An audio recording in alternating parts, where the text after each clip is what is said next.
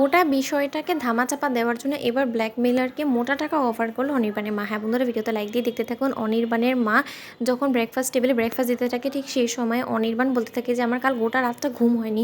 তখন কথা বলা মাত্র অনির্বাণের বাবা বলতে থাকে, কেন অনির্বাণ তোমার ঘুম হয়নি কেন বলো তো? তখন অনির্বাণের মা বলতে থাকে, কী হয়েছে, তুই ওই মেয়েটাকে নিয়ে ভাবছিলিস বিধেই হয়তো বা তোর ঘুম হয়নি। তখন কথা বলা মাত্র অনির্বাণ বলতে থাকে, না মা, আসলে কাল রাতে একটা আননোন নাম্বার থেকে কল করে কি বাজে বাজে কথাগুলো বলছিল, আমাকে বলছিল যে আমি যদি এখনও নিজের অভ্যেসগুলো না শুধরোই, রায়ের উপরে এখনও যদি আমি মিথ্যে সন্দেহ করা বন্ধ না করি, তাহলে হয়তো বা আমার সামনে অনেকটা কপালে দুঃখ আছে। তখন কথা বলা মাত্র অনির্বাণের মা ঘাবড়ে গিয়ে অনির্বাণের বাবার দিকে এক দৃষ্টিতে তাকিয়ে থাকে, বলতে থাকে যে হায় ভগবান, আমার ছেলেকে না জানি কি বলে দিয়েছে। আমার ছেলেকে যদি এখন কোনো কিছু বলে দেয় আমার সম্পর্কে, তাহলে তো আর যাই হোক না কেন অনির্বাণ তো মোটেও আমাকে এক মিনিটও আর নিজের চোখের সামনে সহ্য করতে পারবে না। ওদিকে অনির্বাণ বলতে থাকে, মা ওই আননোন নাম্বারটাকে তুমি চেনো বলো তো, আমি তোমাকে দেখাবো ওই নাম্বারটা। তখন কথা বলা মাত্র অনির্বাণের মাকে যখন ওই নাম্বারটা দেখায়, ঠিক সেই সময় অনির্বাণের মা বলতে থাকে যে এটা তো সেই নাম্বারটি যে নাম্বার থেকে কাল রাতে আমার কাছে কল এসেছিল। তখন অনির্বাণ ওই ব্রেকফাস্ট টেবিল থেকে উঠে যাওয়া মাত্রই অনির্বাণের মা বলতে থাকে অনির্বাণের বাবাকে, যে আচ্ছা আমার তো কেন জানি না এখন বড্ড বেশি ভয় ভয় লাগছে, যে কখন জানি আমার ছেলের সামনে সব কিছু ফাঁস হয়ে যায়।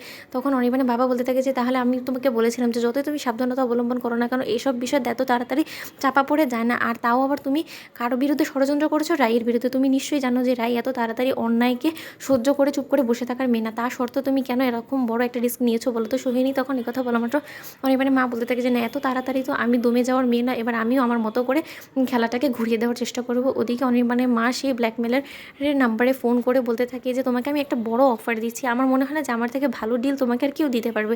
তখন কথা বলা মাত্র সেই ব্ল্যাকমেলার বলতে থাকে যে বলুন আপনি কী কারণে ফোন করেছেন। তখন অনির্বাণের মা বলতে থাকে যে শোনো, গোটা বিষয়টাকে আমি ধামাচাপা দেওয়ার জন্য তুমি যত টাকা আমার কাছ থেকে চাইবে আমি তত টাকা দিতে রাজি আছি, কিন্তু তা সত্ত্বেও তোমাকে এই গোটা বিষয়টাকে পুরোপুরি এখন বন্ধ করে দিতে হবে, ধামাচাপা দিয়ে দিতে হবে। তখন কথা শোনা মাত্র ব্ল্যাকমেলার ফোনে হাসতে থাকে, বলতে থাকে যে ম্যাডাম এরকম করে কত মানুষকে আপনি কিনবেন বলুন তো?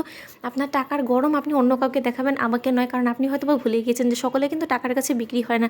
আর একটা কথা আপনাকে বলে দিচ্ছি, আপনি একজন নারী হয়ে আরেকজন নারীর সাথে যে অন্যায় অবিচারটা করেছেন, তার যদি এখনও পর্যন্ত আপনার মনে বিন্দুমাত্র রিগ্রেট নেই, সেটা আপনার স্বভাবেই কথা বলছে, জানেন তো? তখন কথা বলা মাত্র অনির্বাণের মা বলতে দেখা, আচ্ছা তুমি চাওটা কি বলো তো? তোমাকে কি আমি এখন আমার যা সম্পত্তি সব কিছু লিখে দিয়ে দেবো, তাহলে অন্তত তুমি এই বিষয়টাকে ধামাচাপা দিবে বলো? তখন থেকে কথা বলা মাত্র ব্ল্যাকমেলার বলতে থাকে, আচ্ছা আপনি তো কাল রাতেই বললেন যে আপনি নাকি এরকম কোনো কিছু করেনি, তাহলে হঠাৎ করে আপনার এরকম কথোপকথন সব কিছু ঘুরে গেল কী করে বলুন তো? তার মানে নিশ্চয়ই আপনি এখন বুঝতে পেরেছেন যে হ্যাঁ, এই জঘন্য নোংরা কাজটা আপনি করেছেন। তার মানে আপনি স্বীকার করছেন যে আপনি এই নোংরা কাজের সাথে নিজেকে জড়িয়েছেন, তাই না? শুধুমাত্র আপনি নয়, আপনার এই নোংরামোর মধ্যে আরও অনেকেই আছে, তারাও নিজেদের মন মানসিকতার নোংরামোরই পরিচয় দিয়েছে। তখন কথা বলা মাত্র অনির্বাণের মা বলতে থাকে, তুমি কি জানো আমার সম্পর্কে বলো তো? তুমি কিন্তু এতটুকু ভুলে গেলে চলবে না যে আমার কিন্তু অনেক কন্ট্যাক্ট আছে, তাই আমার ওই কন্ট্যাক্ট লাগিয়ে যদি আমি তোমার পেছনে ওদেরকে লাগিয়ে দিই, তুমি বুঝতে পারছো তোমার বাচ্চাটা কিন্তু এখন অসম্ভব হয়ে দাঁড়াবে। তাই তোমাকে যা বলছি বুঝে নাও। তোমাদের ভিডিওটি ভালো লাগলে লাইক, শেয়ার, সাবস্ক্রাইব করতে বলো।